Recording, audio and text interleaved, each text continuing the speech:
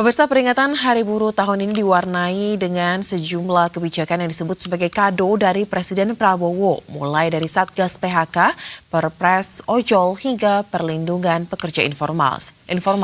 Lantas, apakah ini benar-benar telah menjawab kebutuhan para buruh? Kita akan membahasnya lebih lanjut dengan sejumlah narasumber yang telah terhubung melalui sambungan virtual.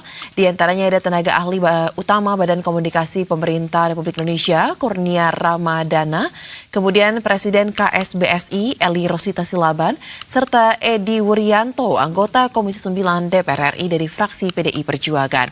Halo, selamat sore Bapak Ibu, apa kabar? Selamat sore Mbak Sosa. Baik, terima kasih telah meluangkan waktu untuk bergabung bersama kami di Berita Satu Utama. Pertama-tama saya ucapkan selamat Hari Buruh, May Day untuk seluruh teman-teman buruh yang ada di Indonesia dan juga di dunia internasional. Tapi saya ingin gali pertama dulu terkait dengan perspektif dari sisi buruh. Nih ada Bu Eli. Bu Eli, kita tadi sudah simak bersama juga apa saja yang menjadi kado dari Presiden Prabowo Subianto untuk buruh di May Day 2026. Tapi mungkin pertama-tama Bu Eli, apakah bisa disampaikan terkait dengan tuntutan yang disampaikan pada tahun ini oleh teman-teman buruh, dan apakah kado dari Presiden Prabowo Subianto ini sudah menjawab tuntutan tersebut? Ya, terima kasih Mbak Sosa. Ya, pertama kami mengapresiasi keinginan Pak Presiden untuk hadir kedua kalinya bersama-sama dengan kami, merayakan Hari Buruh bersama hampir 90% konfederasi serikat pekerja serikat buruh di Indonesia, dan ini pertama sekali. Kalau tahun lalu kita kan hanya 4 konfederasi besar. Lalu soal apa yang diberikan oleh Pak Prabowo, itu ada sebagian tuntutan kami atau janji beliau di tahun 2025 saat perayaan May Day, dan kami menagih sebelum May Day berikutnya. Nah, itu seperti Undang-Undang PPRT. Lalu kami juga sudah dengar isu sebenarnya bahwa beliau akan mengesahkan ratifikasi Konvensi 188 perlindungan di perikanan, seperti itu Mbak. Lalu yang tadi agak sedikit kaget itu kita adalah soal pekerja ojol, perlindungan pekerja ojol. Itu memang sudah kita perjuangkan, tapi kami tidak mengira beliau akan mengatakan itu. Lalu misalnya ada juga soal beliau kan menyambut soal undang-undang ketenagakerjaan yang akan disahkan tahun ini, dan kami mendapat bocoran kemungkinan besar itu akan disahkan bulan September atau bulan Oktober tahun ini. Kami memang tadi tidak terlalu menyoroti permen tentang outsourcing yang sudah dikeluarkan pada 30 April ditandatangani oleh Pak Menteri Tenaga karena menurut kami itu dikembalikan ke Undang-Undang 13 2003 untuk 5 jenis pekerjaan, tapi kami kemarin melihat itu jadi 6 jenis pekerjaan. Yang ke-6 itu lebih luas lagi dan kami sangat susah mengartikannya. Jadi kami hanya menunggu bahwa di Undang-Undang Ketenagakerjaan yang akan disahkan dalam waktu beberapa bulan lagi, disitulah kami akan melihat sebenarnya yang diakomodir oleh DPR kita dan disahkan dan disetujui oleh pemerintah dan DPR itu sebenarnya apa dari tuntutan buruh, terutama mengenai kontrak kerja outsourcing dan pengupahan, termasuk di dalamnya juga ada pekerja ojol. Jadi itu yang kami inginkan. Kalau ditanya apakah sudah menjawab semua, tentu saja kan beliau tidak bisa menjawab itu dan membahayakan buruh saja gitu. Karena pengusaha juga kan punya kepentingan.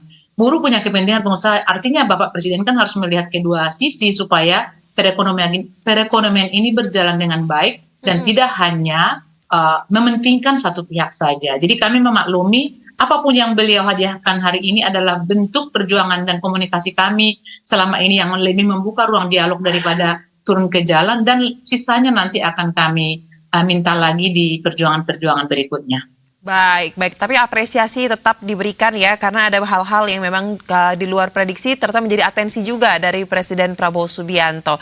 Nah, kali ini saya ingin ke DPR mungkin, karena selain di Monas, kita tahu juga ada penyampaian terkait dengan tuntutan dari teman-teman buruh dan disambut oleh DPR dalam bentuk suatu audiensi. Nah, Pak Edi, terkait dengan hal ini, mungkin bisa disampaikan Pak, tadi ada kami catat di sini bahwa pembahasannya berkutat terkait dengan kesenjangan upah dan juga pembahasan Undang-Undang Ketenagakerjaan. Nah, apa nih Pak kira-kira yang bisa disampaikan terkait dengan perkembangan terbaru dari pembahasan regulasi tersebut dan juga hasil audiensi tadi Pak? Saya pertama mengapresiasi Presiden ya, karena selama ini kan relasi kerja antara pengusaha dan pekerja kan tidak seimbang. Dominasi pengusaha terlalu kuat, sementara pekerja dalam posisi rentan. Maka hari ini Presiden menunjukkan negara hadir sebagai kekuatan penyeimbang. Itu yang pertama. Yang kedua, memang Undang-Undang PPRT sudah disahkan oleh DPR. Lalu hari ini tambah perjanjian alih daya Permenaker nomor 7 2026. Meskipun itu di putusan MK bagian dari yang dikembalikan ke Undang-Undang 13 2003. Lalu 1 juta rumah macam-macam lah yang termasuk ojol lah. Intinya saya ingin melihat bahwa ada komitmen Presiden di belakang buruh. Namun demikian seluruh statement Presiden harus dikonstruksi dalam RUU Ketenagakerjaan. Kan kita paham betul bahwa RUU Ketenagakerjaan ini tidak lepas dari putusan MK 168 2023. Maka ada beberapa pasal yang dikembalikan ke Undang-Undang 13 2003. Satu, upah minimum sektoral, cuti panjang, komponen KHL, lalu membatasi pekerjaan outsourcing, istirahat dan sebagainya itu dikembalikan ke norma Undang-Undang 13 2003. Nah, Pak Dasko, pimpinan DPR sudah berkomitmen akan membahas RUU ini karena putusan MK paling lambat itu bulan Oktober 2026. Nah, tentu ini menjadi PR yang urgent dan penting. Karena Presiden sudah menyampaikan, maka tinggal bagaimana komunikasi antara pemerintah dan pimpinan DPR. Kami berharap Komisi 9 menjadi leading sector untuk pembahasan ini, karena kamilah yang sering mendengar atau membahas soal ketenagakerjaan dengan para konfederasi, para serikat, dan kami juga punya target di Oktober 2026 ini kalau bisa RUU ketenagakerjaan itu selesai, sehingga seluruh pidato Presiden yang hari ini sangat diterima oleh buruh, itu keputusan politiknya bisa dikonstruksi di Undang-Undang Ketenagakerjaan yang baru. Baik. Jadi pembahasannya masih akan didorong terus ya Pak ya, agar tidak melebihi target di Oktober 2026 ya, sesuai dengan putusan MK. Nah, mumpung saat ini juga sudah ada perwakilan dari Badan Komunikasi Pemerintah, ada Mas Kurnia Ramadana. Mas, mungkin bisa disampaikan juga nih terkait dengan apa saja tadi yang disampaikan Presiden Prabowo Subianto di Monas sebagai kado kebijakan untuk teman-teman buruh. Nah, untuk dapat mengimplementasikan semua janji tersebut, kami juga mencatat untuk ojol sepertinya dituangkan dalam Kepres. Nah, bagaimana ini rencananya ataupun pembahasannya sudah selesaikah atau baru mulai akan dikerjakan?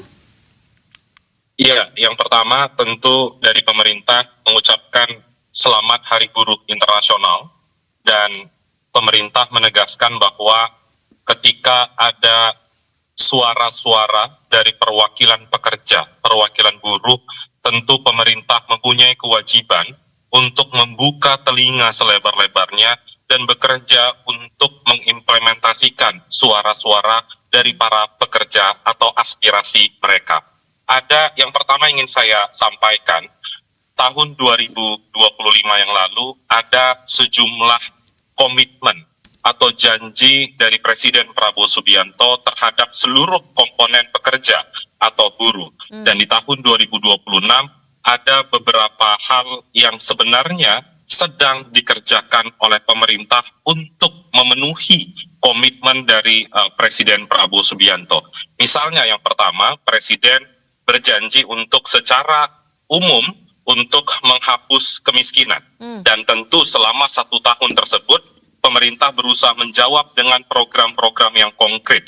Misalnya dalam program-program hasil terbaik cepat Presiden, terkait dengan makan bergizi gratis, dan juga ada koperasi Desa Murid Merah Putih, lalu kunjungan Presiden ke luar negeri, itu membawa nilai investasi yang luar biasa besar, dan akan dikembalikan sepenuhnya untuk meningkatkan kesejahteraan masyarakat.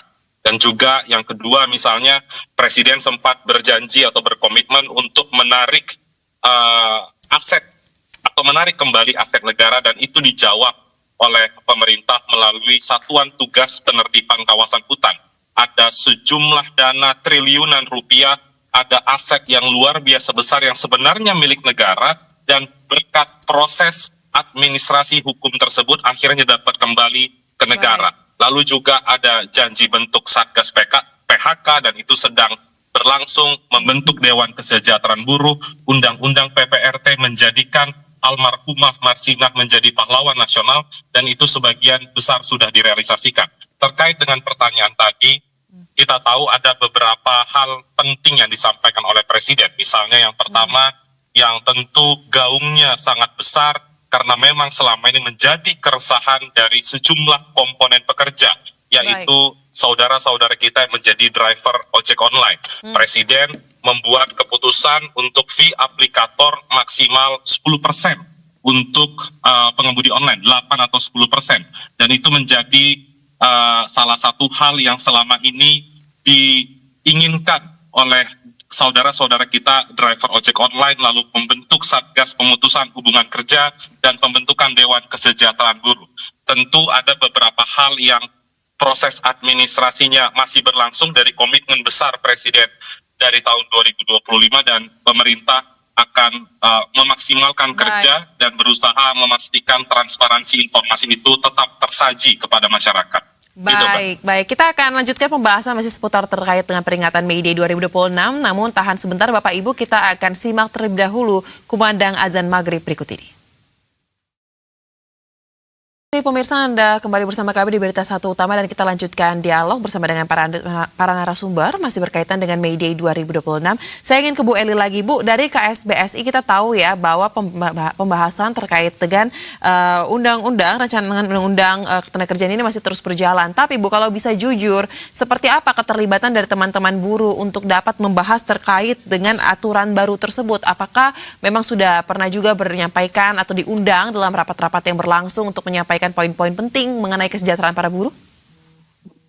Ya, terima kasih Mbak. Di era ini memang ya, kita harus jujur mengakui bahwa pemerintah itu lebih membuka ruang dialog. Jadi kita itu diberikan banyak ruang untuk menyampaikan pendapat secara tertulis atau berkomunikasi langsung. Lalu di masa pembahasan ini kami Serikat Buruh sudah menyampaikan dokumen kami terhadap beberapa fraksi DPR di Komisi 9 ya. Di Komisi 9 sudah kita sampaikan. Lalu sudah ada juga beberapa fraksi namanya ya di partai politik itu mengundang kita untuk membahas sendiri-sendiri. Misalnya boleh saya sebut Nasdem dan PDI. Tapi kami juga sudah menyampaikan naskah kami atas nama Gabungan Serikat Buruh Besar di Indonesia, dan itu diterima oleh Pak Sufmi Dasko dan juga diterima oleh Komisi 9.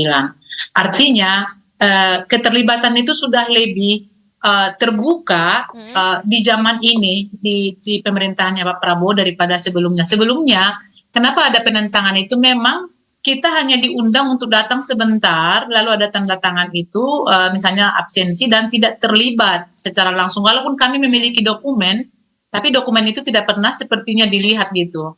Nah, akhir-akhir ini kami menyampaikan dan memaparkan di hadapan mereka yang pemangku kepentingan itu bedanya Mbak. Jadi keterlibatan itu saya harus akui ada. Mungkin kita kan tidak mengatakan sudah puas karena tidak akan ada yang puas di kedua belah pihak gitu. Tapi kami mengapresiasi keterbukaan tangan pemerintah dan DPR juga untuk akhir-akhir ini menerima masukan-masukan, terutama untuk isu undang-undang ketenagakerjaan ini Mbak. Baik, apresiasi atas ruang untuk menyampaikan terkait dengan dokumen ataupun masukan ya, karena dibuka lebar pada rezim yang ada saat ini. Nah, kalau begitu Pak Edi, karena pembahasan masih terus berlanjut, apakah terkait dengan substansi Pak yang tengah dibahas ini, kalau kita lihat secara persentase, ini memang sudah sesuai juga dengan kebutuhan teman-teman buruh yang ada sekarang dan masih inline dengan apa yang disampaikan Presiden Prabowo Subianto dalam May Day 2026 ini, atau justru ada beberapa hal baru yang sepertinya akan memakan waktu untuk di-adjust kembali, Pak? Kami akan fokus pada trilayak ya, kerja layak, upah layak, hidup layak. Lalu beberapa norma yang dimasukkan dalam RUU Ketenagakerjaan yang sudah sering juga sounding dengan para konfederasi dan serikat buruh. Satu, soal pelatihan kerja dan pemagangan, itu norma. Karena memang angkatan kerja kita SD SMP-nya 50%, SMA-nya 36%, 86% itu SMA ke bawah, yang perguruan tinggi sedikit. Maka tentu kita harus skilling, upskilling, reskilling, ini harus diatur dalam norma undang-undang. Yang kedua, upah minimum yang harus memperhatikan kebutuhan hidup layak. Yang ketiga soal tenaga kerja asing, kan ada ketimpangan antara tenaga kerja asing dan tenaga lokal. Kita banyak memberikan privilege pada tenaga kerja asing yang menurunkan daya saing tenaga kerja lokal. Lalu yang keempat, pembatasan outsourcing jenis pekerjaan itu yang dulu sudah diatur dalam Undang-Undang 13 2003. Lalu soal kompensasi PHK, kan selama ini banyak PHK yang tidak tereksekusi kompensasinya. Karena itu kami ingin mensinergikan kompensasi PHK ini dengan BPJS tenaga kerja, uang pesangon, uang masa kerja itu diintegrasikan sehingga ketika ada PHK buruh tidak menjadi korban. Lalu ada pengawas ketenaga kerjaan kita yang lemah, kita butuh pengawas ketenaga kerjaan eksternal yang bisa mengawasi pengawas tenaga kerja yang dimiliki oleh pemerintah yang jumlahnya terbatas hanya di tingkat provinsi, bahkan mereka seringkali kong-kali kong dengan para pengusaha yang merugikan buruh. Lalu soal PKWT, perjanjian kerja waktu tertentu kan di Undang-Undang 5 tahun kan. Kami ingin diperpendek menjadi 3 tahun sehingga ada kejelasan status kerja bagi para pekerja PKWT. Itu beberapa poin penting yang saya kira nanti akan dimasukkan dalam norma RUU Ketenagakerjaan.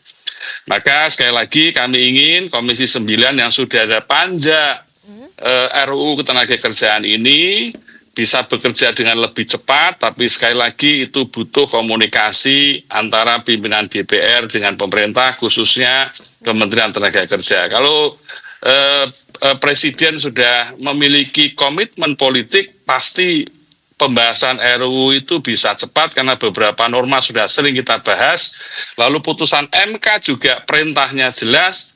Maka saya meyakini Oktober di 2026 RUU itu bisa disahkan menjadi undang-undang sesuai dengan putusan MK. Baik. Untuk dapat mencapai target agar RUU ini dapat segera disahkan, berarti kan harus ada kolaborasi tidak hanya dari internal pemerintah dan juga DPR, tetapi juga bagaimana memastikan dari sisi penegakan hukumnya dan juga dari pihak swasta dalam hal ini mungkin dari pemberi kerja ya, juga bisa mematuhi terkait dengan aturan yang sudah diberlakukan. Nah, kalau begitu Mas Kurnia, langkah yang seperti apa nantinya akan coba dilakukan oleh pemerintah untuk memastikan seperti dari pihak pemberi kerja, pihak swasta ataupun dari aplikator ya, jika kita berbicara juga menyinggung soal ojol ini bisa mematuhi dan juga taat pada konsekuensi yang sudah ditetapkan? Iya, yang pertama ketika satu produk peraturan perundang-undangan itu disusun, disahkan atau diundangkan, pemerintah tentu harus comply dengan putusan Mahkamah Konstitusi terkait dengan meaningful participation. Sebagaimana tadi yang disampaikan oleh narasumber-narasumber sebelumnya, DPR dan pemerintah tentu berkomitmen agar kemudian partisipasi publik dapat dibuka seluas-luasnya, khususnya terhadap para pekerja atau para buruh. Karena tidak bisa juga hanya satu sudut pandang, baik pemerintah maupun DPR, tapi pemerintah dan DPR harus membuka diri terhadap masukan-masukan dari masyarakat. Itu yang pertama. Kemudian yang kedua, ketika satu undang-undang berlaku, ketika satu peraturan presiden itu diundangkan atau resmi disahkan, maka setiap pihak yang ada di dalam ketentuan itu, mau tidak mau, suka tidak suka, harus tunduk pada ketentuan peraturan perundang-undangan. Kalau tadi terkait dengan driver atau saudara-saudara kita ojek online, tentu harus mematuhi. Tentu perusahaannya bagaimana ada diubah terkait dengan setoran para saudara-saudara kita driver ojek online yang tadinya itu berjumlah 20% berubah menjadi 8%. Sehingga mereka bisa mendapatkan 92%. Satu sisi memang kita ada permasalahan di internal korporasinya, namun pemerintah melihat ada aspek keadilan yang harus dijunjung tinggi. Bagaimanapun suatu bisnis yang sehat harus menyediakan keadilan terhadap dua pihak. Keadilan bagi korporasinya atau pemberi kerja, keadilan bagi para pegawainya. Dalam hal ini rekan-rekan driver ojek online. Itu yang pemerintah berusaha menjaga. Sebenarnya ini adalah tanggung jawab negara terhadap para pekerja yang selama ini memang sudah membantu menopang ekonomi masyarakat. Satu sisi pemerintah berterima kasih kepada para korporasi-korporasi tersebut karena sudah bermitra dengan jutaan driver ojek online, akan tetapi driver ojek online itu harus juga ditopang dengan ekonomi yang kuat. Dan pemerintah berusaha untuk menghadirkan itu melalui peraturan Presiden nomor 27 tahun 2026. Dan ada peraturan perundang-undangan lain yang hari ini sudah diumumkan oleh Presiden Prabowo Subianto terkait dengan pembentukan Satgas Mitigasi PHK. Lalu ada peraturan Menteri Ketenagakerjaan nomor 7 tahun 2026 tentang pembatasan outsourcing hanya terhadap 6 sektor layanan: kebersihan, penyedia makanan minuman, pengamanan, penyediaan pengemudi, layanan penunjang operasional, dan lain-lain. Paling tidak, itu yang hari ini bisa pemerintah kerjakan sebagai bentuk pemenuhan kewajiban terhadap para pekerja.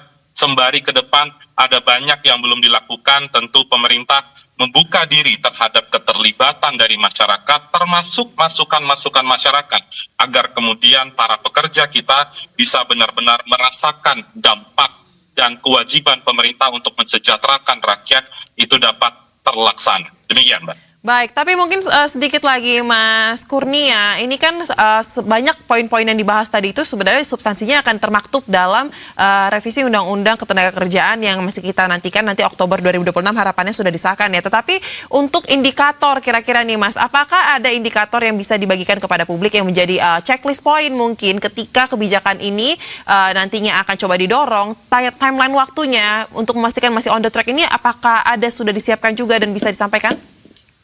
Iya, kalau timeline terkait dengan pembentukan peraturan perundang-undangan, tinggal nanti bagaimana pihak legislatif dan eksekutif dapat membahas substansi tersebut. Namun yang ingin saya tekankan di sini, substansi yang disusun, pemerintah memastikan tidak hanya berdasarkan masukan dari perwakilan pemerintah dan juga perwakilan DPR, akan tetapi stakeholder terkait itu pasti akan dilibatkan dalam waktu yang sangat cepat ini. Kita berharap agar hak-hak dari para pekerja, peningkatan kesejahteraan ekonomi para buruh itu dapat terangkat juga dengan adanya produk hukum yang segera akan pemerintah dan DPR bahas. Demikian, Mbak. Baik, kalau begitu untuk menutup terakhir dari teman-teman buruh, perwakilan mungkin Bu Eli, kira-kira dari semua konteks dan juga pembahasan yang tadi kita singgung dan juga kita dengarkan dari Presiden Prabowo Subianto serta dari DPR, kira-kira apalagi mungkin yang paling penting untuk segera didorong ataupun masih adakah isu yang belum tersisir dalam persoalan ini agar menjadi atensi juga mumpung masih dalam momen peringatan May Day 2026? Ya, sebenarnya kita sudah memilah isu apa saja yang banyak isu ya, tapi kita sudah memprioritaskan beberapa isu yang memang itu sudah lama dan layak harus dilaksanakan segera atas ketujuan pemerintah dan DPR. Memang saya tadi sempat singgung tentang ratifikasi konvensi 190 tentang kekerasan dan pelecehan di tempat kerja, karena sejak menjadi konvensi tahun 2019 di International Labour Conference di Geneva, sudah 54 negara yang sudah meratifikasi, termasuk negara-negara yang lebih parah kehidupannya daripada Indonesia. Saya berharap Bapak Presiden akan memikirkan itu dan akan berstatement suatu saat bahwa itu perlu diratifikasi di Indonesia. Yang lain-lain, misalnya tadi ada beberapa yang sudah ditandatangani oleh Bapak Presiden. Fungsi kami adalah untuk memastikan itu dilaksanakan sebaik-baiknya, karena kita tidak hanya euforia tepuk tangan di situ dan kita tidak tahu implementasinya seperti apa. Tadi saya setuju tentang pengawasan itu kita juga masih lemah, karena ada pun pengawasan pasti banyak pelanggaran yang dilakukan oleh oknum tertentu. Jadi nanti di sana kita akan hadir dan mengingatkan juga kepada pemerintah ketika ada yang dipidatokan oleh Pak Presiden tapi itu tidak dilaksanakan seperti itu. Banyak hal terutama soal Undang-Undang Ketenagakerjaan itu dan juga kepastian kerja, Mbak, karena melihat sekarang banyaknya pekerja informal dibanding formal karena banyaknya PHK, ada ancaman-ancaman perang segala macam, itu juga kan jadi PR tersendiri bagi buruh dan juga pemerintah. Semoga nanti job security itu memang ada dan tidak akan bertambah lagi dari 7,2 juta pengangguran di Indonesia, terutama anak-anak muda yang baru lulus ya, fresh graduate itu. Jadi masih banyak PR kita Tapi apapun alasannya, apapun yang dikatakan, kami bersyukur bahwa Pak Presiden melihat itu sebagai kebutuhan yang utama di luar kebutuhan-kebutuhan lainnya. Baik, apresiasi atas niat baik untuk membuka ruang diskusi dan juga menyampaikan yang diberikan kepada teman-teman buruh. Dan kita akan kawal tentu Pak Edi terkait dengan pembahasan yang berlangsung di DPR terkait dengan rancangan Undang-Undang Ketenagakerjaan ini. Karena waktu kita terbatas, kita lanjutkan di lain kesempatan. Terima kasih Bapak Ibu untuk waktunya. Salam sehat, selamat kembali beraktivitas. Terima kasih. Terima kasih. Dan pemirsa, usai jeda, masih dalam momentum peringatan May Day 2026, kami akan hadirkan